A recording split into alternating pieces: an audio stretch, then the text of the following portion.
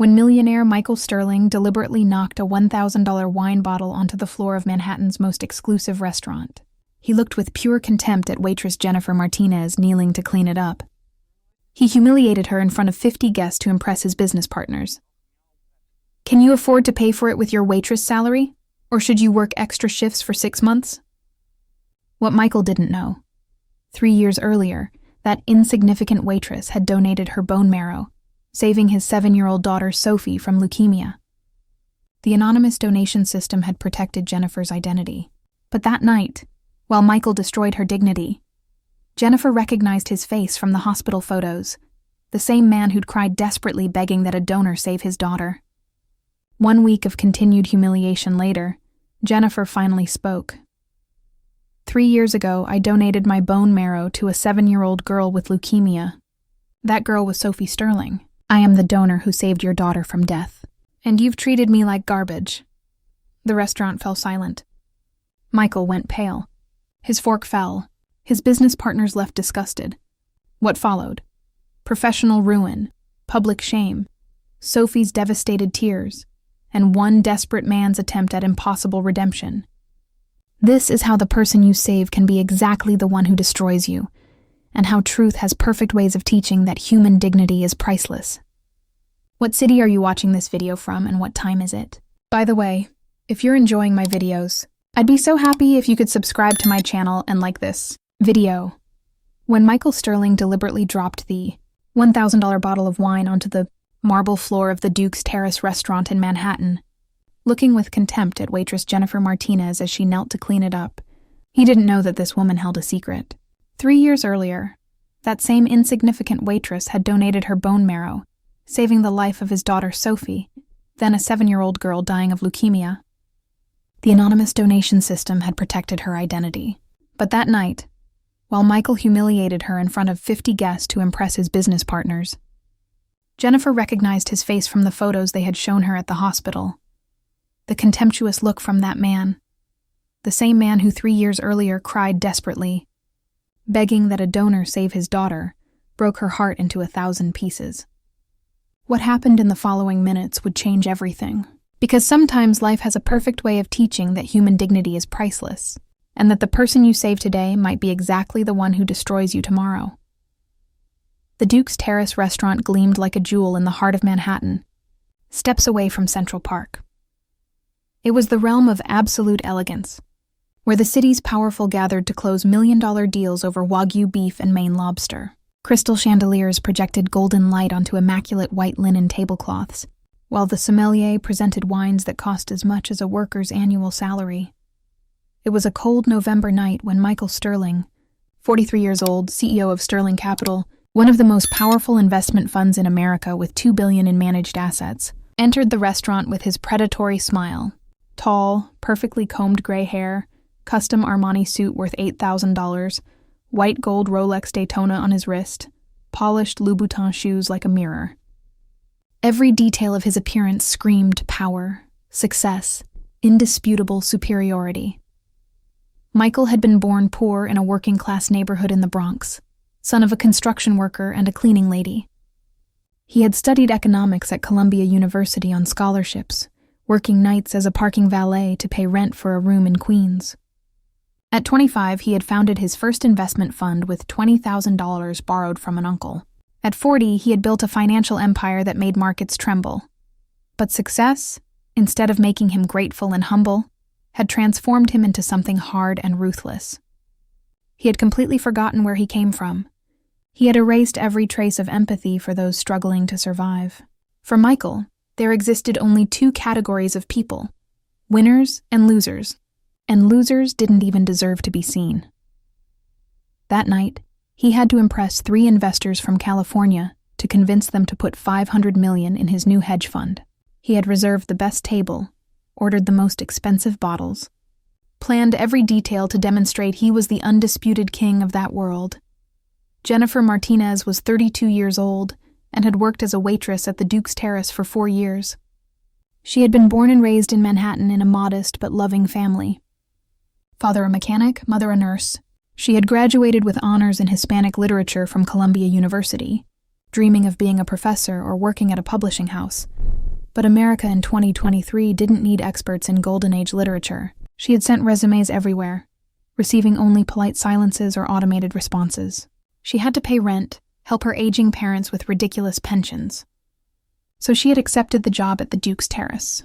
It wasn't what she dreamed of, but she did it with dignity, with impeccable professionalism, treating each customer with sincere respect, regardless of how much they spent. But Jennifer hid something nobody at the restaurant knew. 3.5 years earlier, in April 2020, she had been contacted by the National Bone Marrow Donor Registry. She had matched with a 7-year-old girl with acute myeloid leukemia who urgently needed a transplant to survive.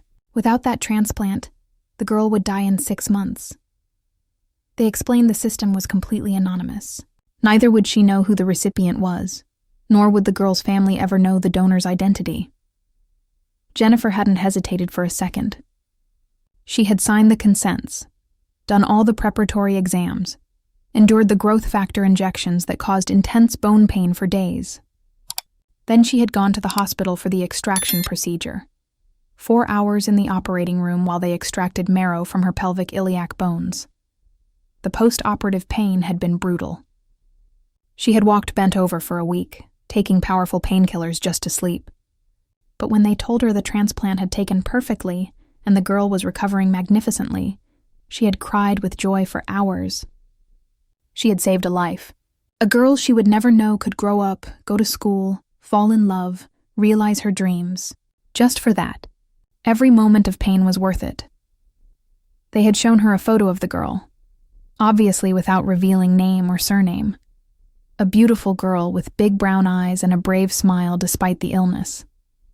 And next to her in the photo was the father, an elegant man with eyes swollen from tears of gratitude toward an unknown donor who had saved his daughter. Jennifer had kept that photo in her drawer at home like a precious treasure, looking at it occasionally when she needed to remember that life had meaning, even on the most difficult days. That November night, when Jennifer approached Michael's table to take the order, she immediately recognized that face. It was him, the father of the girl she had saved. The eyes, the features, the expression. There was no doubt, her heart filled with sudden joy. After 3 years, she finally saw in person the man who had received the greatest gift. She wondered how that girl was now. If she had fully healed, if she went to school, if she was happy. But she couldn't say anything. Anonymity was sacred, inviolable, so she limited herself to smiling professionally, asking what they wished to order. Michael barely looked at her, as if she were part of the furniture. He ordered in a brusque tone, without a thank you, without looking her in the eyes. He was too busy talking about his financial successes, his 3 apartments in Manhattan, his estate in the Hamptons, his yacht moored in Miami. His California investors nodded, impressed, while he bragged about having earned $20 million in the last quarter, speculating on the energy crisis. When Jennifer returned with the drinks, Michael ordered a bottle of Vega Sicilia Unico 2010 worth $1,000 without even looking at the price. Then, while talking about a hostile acquisition he had just completed, gesturing emphatically to underline his ruthless cunning, his elbow hit the bottle Jennifer was placing on the table. The bottle fell to the marble floor, exploding into 1,000 pieces. Red wine spilled everywhere like blood, staining the gleaming floor. The entire restaurant fell silent instantly. All eyes turned toward the table. Michael looked at Jennifer with an expression of pure disgust. He didn't say sorry for hitting the bottle. Instead, he said, in a voice loud enough for everyone to hear, that it was unacceptable for a restaurant of this level to hire such incompetent staff. You just ruined a $1,000 bottle through pure clumsiness. Can you afford to pay for it with your waitress salary? Or should you perhaps work extra shifts for the next 6 months to reimburse it? His guests laughed nervously. Other tables looked with a mixture of shame and disgust at the scene. Jennifer felt her face burn with shame as she knelt to pick up the glass pieces with trembling hands. Tears filled her eyes, but she refused to let them fall. Not in front of this man, not in front of anyone. Michael continued his diatribe imperturbably. He commented to his guests that this was America's problem. Incapable people who couldn't even do simple jobs like bringing wine to a table without destroying it. He said it was why he paid so many taxes to maintain a mass of incompetents who lived on minimum wages, doing even that poorly. Jennifer remained kneeling on the floor, picking up sharp glass pieces that cut her fingers, listening to this man destroy her dignity word by word. And inside her, something broke completely. It was him, the man whose tears of gratitude she had seen in that photo. The man who 3 years earlier begged that someone, anyone, save his daughter from death. And now he treated her like human garbage because a wine bottle had fallen. The restaurant director rushed to the table, apologizing profusely to Michael, assuring him he wouldn't pay for the wine or the meal, that he would speak seriously with the waitress. Michael nodded with the air of someone who had obtained justice. Then he ordered another bottle of Vega Sicilia, saying this time he hoped it would arrive at the table intact. Jennifer finished cleaning the floor with aching knees and hands bleeding from glass cuts. She brought the new bottle with visibly trembling hands. She placed it with extreme care. Then she walked away quickly before Michael could humiliate her more. But something inside her had changed irreversibly. The man she had saved, whose daughter she had saved with her marrow, with her blood, with her pain, had just treated her like an insect to crush. And the rage she felt growing inside was like liquid fire. That night, Jennifer didn't sleep. She kept seeing that face. The man who had cried in the photo next to his sick daughter, and the same man who had mercilessly humiliated her. She opened the drawer where she kept the photo. The girl smiled bravely from the hospital wheelchair. Next to her, Michael embraced her with eyes full of desperate love. The following days were hell. Michael returned to the restaurant other times, always arrogant and contemptuous. Colleagues avoided Jennifer, fearing that powerful customer's wrath. The director told her to be more careful. But the straw that broke the camel's back came a week later. Michael entered for lunch with financial colleagues.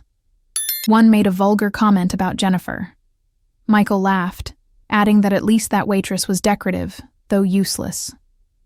At that moment, something inside Jennifer exploded. She couldn't stay silent anymore. With a trembling but firm voice, she said, "Mr. Sterling, I must tell you something." Michael, irritated, responded that she could speak there in front of everyone. Jennifer took a deep breath. 3.5 years ago, I donated my bone marrow to a 7-year-old girl with leukemia. I endured terrible pain for weeks. They showed me a photo of the girl after the transplant.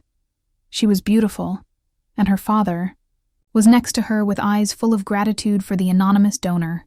The table fell silent. Michael looked at her confused. Jennifer continued, tears on her face. That girl was Sophie Sterling. That grateful father was you.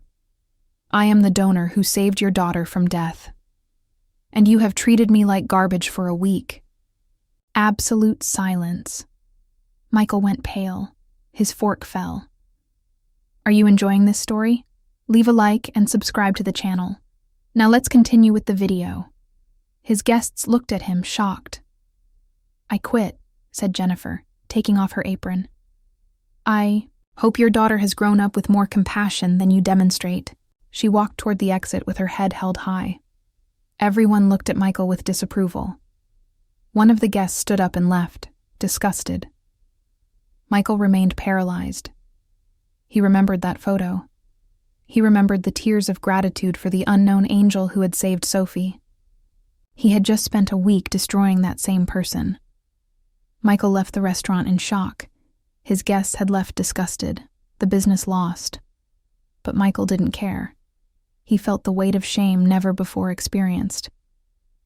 He drove aimlessly through Manhattan, rethinking every insult thrown at Jennifer, the woman who had saved Sophie from death, who had suffered to give his daughter a second life. And he had treated her like nothing. At home in his Hamptons estate, empty and cold despite the $3 million spent, Michael sat among his success trophies. For the first time in years, he really saw who he had become, a monster who measured human value in dollars. He remembered his poor youth in the Bronx, his father with a back broken from construction work, his mother who cleaned to make ends meet, the Columbia professors who treated him with sufficiency because of his accent. How much he had hated that arrogance. He had sworn never to be like that. And yet he had become exactly what he hated. Worse still, the call to Sophie was devastating.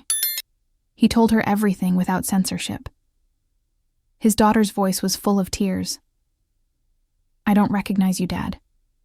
The dad I loved would never have treated someone like that. What happened to you?" Michael had no answers, only burning shame. The following days were a nightmare. The story spread quickly. Michael became a social pariah. Clients withdrew investments.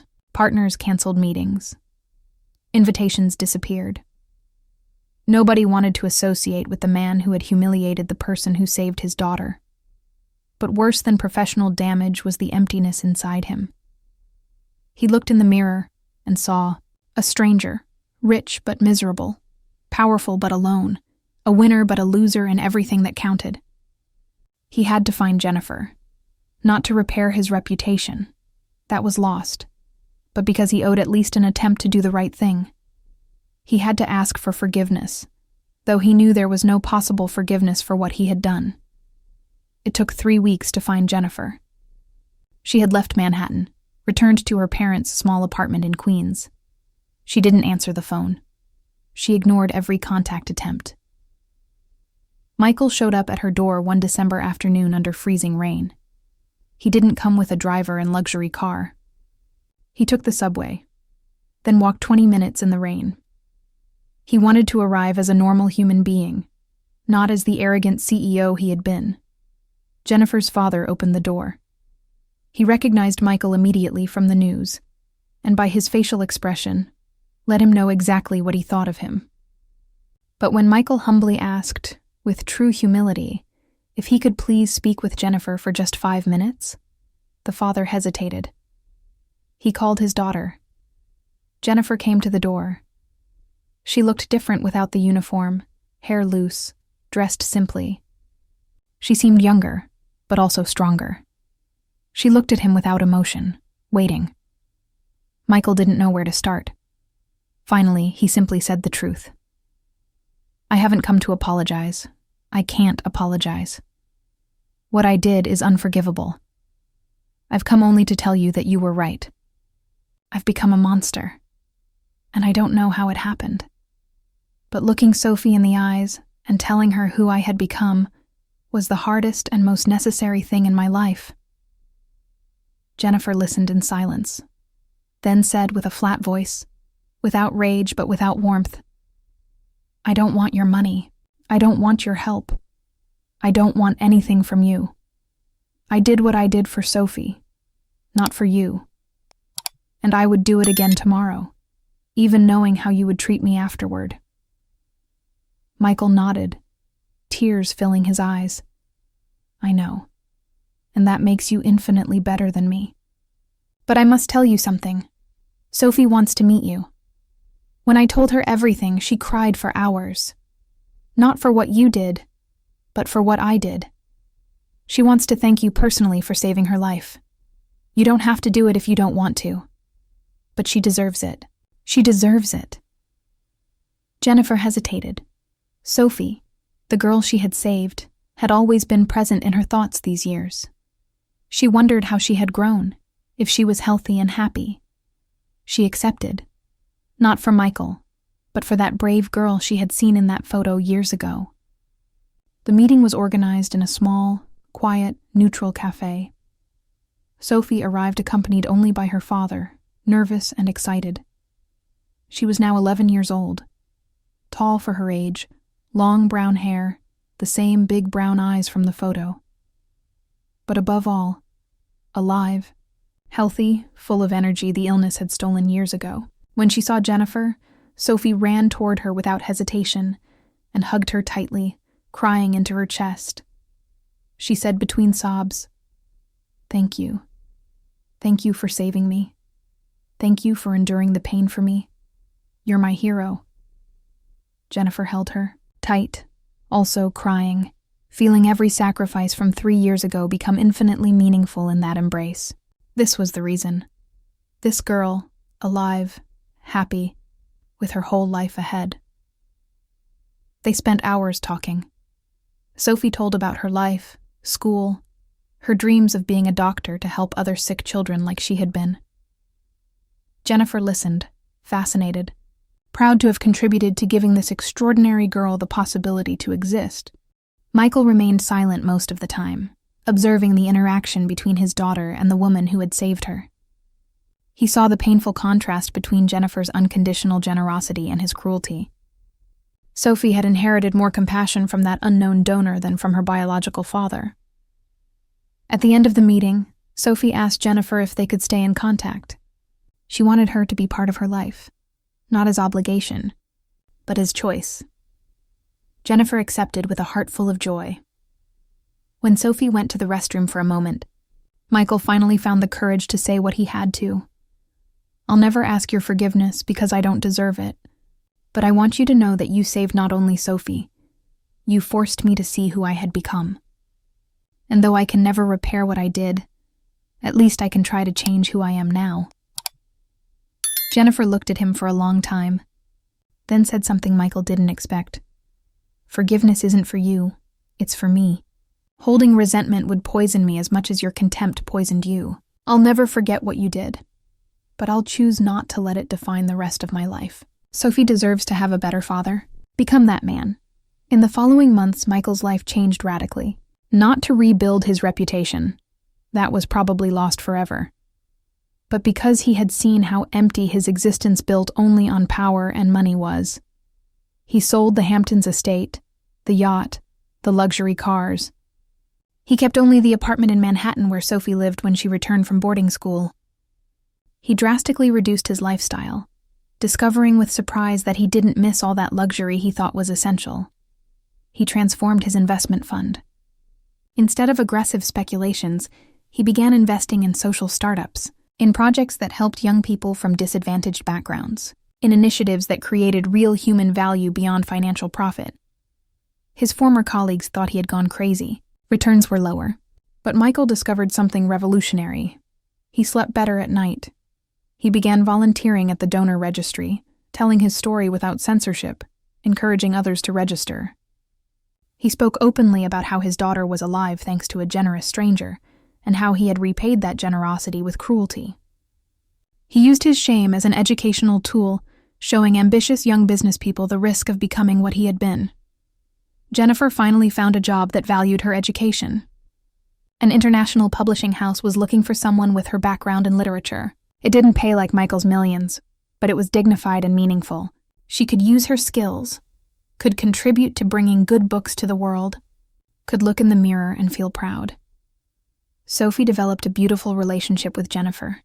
Seeing her every month, talking on the phone weekly, Jennifer became a kind of honorary aunt, a figure who showed her that a person's value is in character, not in bank account.